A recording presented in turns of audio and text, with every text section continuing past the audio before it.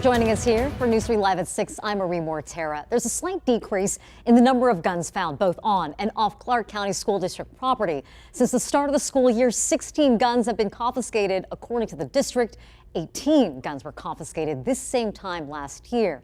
How to keep weapons off of school campuses is an ongoing discussion around the country. Crisis in the Classroom investigative reporter Tiffany Lane joins us live near downtown Las Vegas with the details. Tiffany? Yeah, Marie, we know that there are a lot of approaches towards this, a lot of opinions on how to really address this issue. And a lot of people say there's not one right answer because there are a lot of steps you need to take to really keep weapons off of campuses, including guns. So today I went around local schools here in the Valley and spoke with parents and students. And I also spoke with the experts to see what they have to say.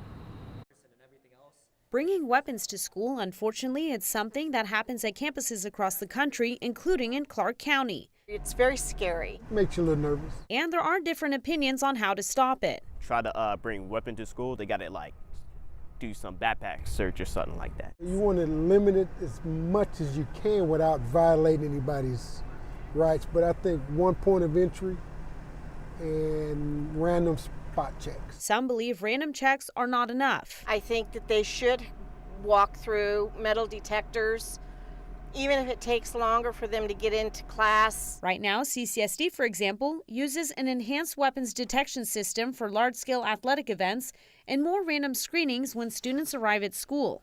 But not every school has them to enter in the morning. Schools also use a single point of entry, and students wear ID badges. CCSD also uses a computer program to do random weapon searches. At the National Student Safety and Security Conference last week at Mandalay Bay, we spoke with a company that provides metal detectors at schools around the U.S. But then what's great as well is now that system's portable, so it's not dedicated to an entrance. So now you can start randomly selecting doors at schools to utilize to make sure kids are safe coming in. You can pop it up outside of a classroom even and run students through to make sure just a random layer of deterrence. We also spoke with a national school safety expert who believes more needs to be done than upgrading equipment. And too often we see school leaders make knee-jerk reactions to buy weapons detection system, put in cameras, other things that they can point to and tell parents, see we're doing something.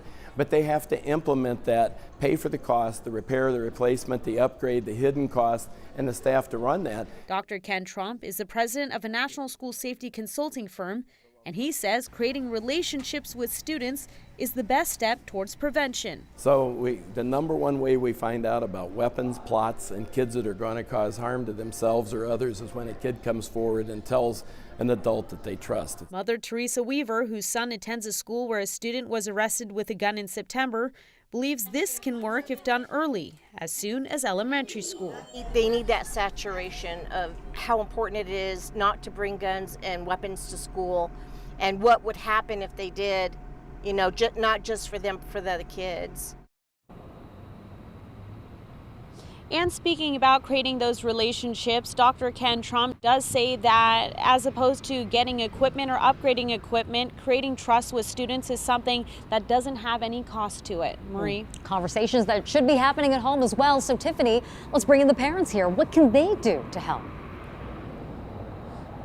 Yeah, I mean, creating an open conversation with your child, letting them know that if you do take a weapon to school, it could have severe ramifications. And if you see your child acting out or seeming like they might take part in some type of violent behavior, that's also when you, as a parent, have to intervene. So it's really understanding your child and creating that open dialogue where they feel comfortable coming to you so that you can get to them before you have to be in any type of reactive situation. Marie, back to you. Yeah, underscoring the point that you made earlier, you need to have that relationship with your child. Tiffany, thank you. Here's a further breakdown on the guns confiscated so far this school year. According to CCSD documents, 9 were found on campus, 7 off campus, 11 were in the possession of juveniles, 5 in the possession of adults. This of the 16, 11 were students.